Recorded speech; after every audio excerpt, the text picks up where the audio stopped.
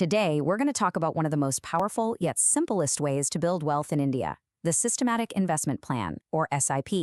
If you've ever thought about investing but felt like you needed a huge pile of cash to start, well, this 2025 guide is exactly for you.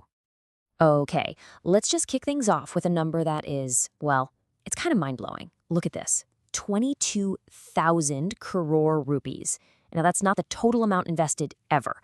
That is how much money Indians are putting into SIPs every single month here in 2025. This is a record, and it tells you everything you need to know about a massive shift in how we're all thinking about our financial future. So, seeing a number like that, you've got to ask the obvious question, right? Why? What's going on here? Why is there this enormous, steady stream of money pouring into the market, month after month, even when things get a little shaky? What do all these millions of investors know? Well, that's exactly what we're going to unpack. Yeah, this isn't just some passing trend. It's a full-blown boom. We're in the middle of the 2025 SIP boom, and it's a huge deal because it shows a real change in how people are approaching investing, moving away from trying to be a genius who can predict the market and towards a much smarter, more disciplined, long-term game plan. So for anyone who's new to this, what is an SIP at its core? It's actually beautiful in its simplicity. It's just a way to invest a fixed amount of money, could be 1,000 rupees, 5,000, whatever you're comfortable with, on a regular schedule, usually every month, into a mutual fund. Honestly, the best way to think about it is like a subscription service for building your wealth. And here's the play-by-play of how it works. It's so simple. First, you choose your amount. Second, you pick a date. Third, that money just gets automatically pulled from your bank account to buy units of a mutual fund. And this brings us to the fourth and maybe the most important point. You automatically average out your purchase cost. And that, my friends, is the secret sauce. Okay, so let's dig into that secret sauce a little more, because it's all about tackling the one thing that scares most people away from investing: market volatility, those crazy ups and downs. SIPs are brilliantly designed to turn that market chaos from something you fear into something that actually works for you. And this brings us to the magic concept, rupee cost averaging. I know, it sounds a little technical, but I promise it's super simple. When the market is down and prices are low, your fixed monthly investment buys you more units of a fund. When the market is up and prices are high, it buys you fewer units. Over time, this just smooths everything out so you're not so exposed to those wild price swings. This quote just nails it, doesn't it?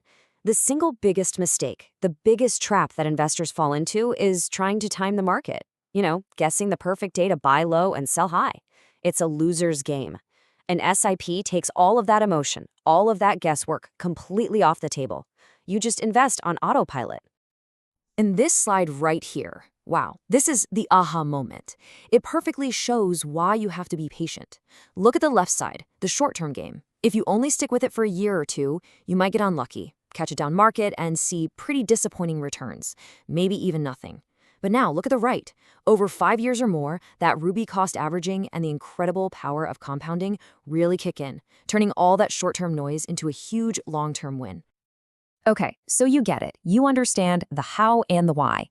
Now for the big question, the what. What should you actually invest in? In this next part, we're going to look at some of the funds that have been really popular with investors this year. So here's a look at some of the top-performing equity funds for SIPs in 2025. As you can see, some pretty impressive returns here. You'll notice a couple of main types. You've got ELSS funds, like the one from Quant, which are super popular because they also help you save on taxes. Then you have small cap funds, like from Nippon and SBI.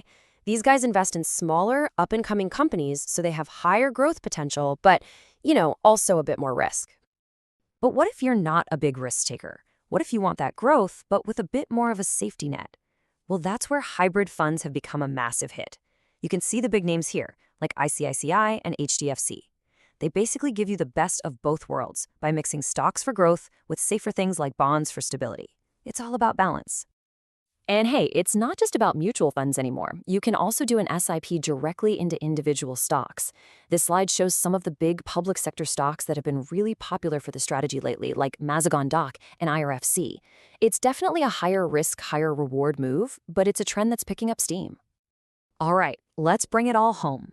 In this final section, we're going to see just how these small, consistent, almost boring steps can lead to an absolutely extraordinary result. This is your path to wealth. Now, you really want to pay close attention to this.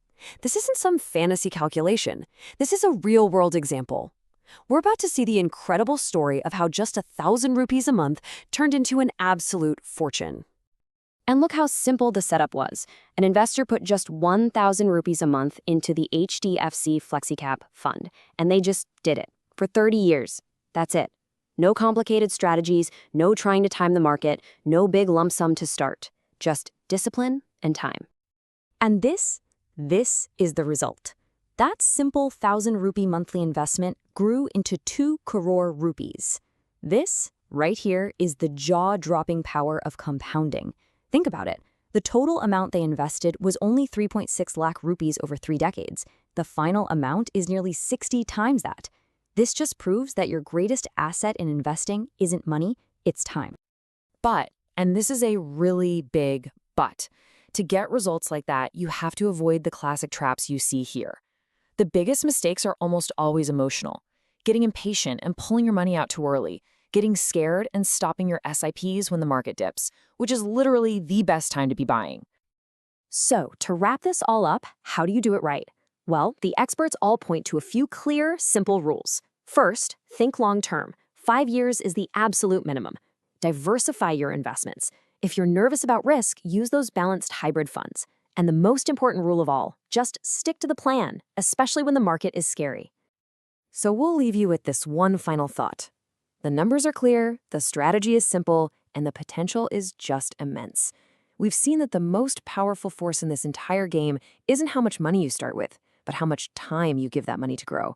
So the only real question left is, when are you going to start putting that force to work for you?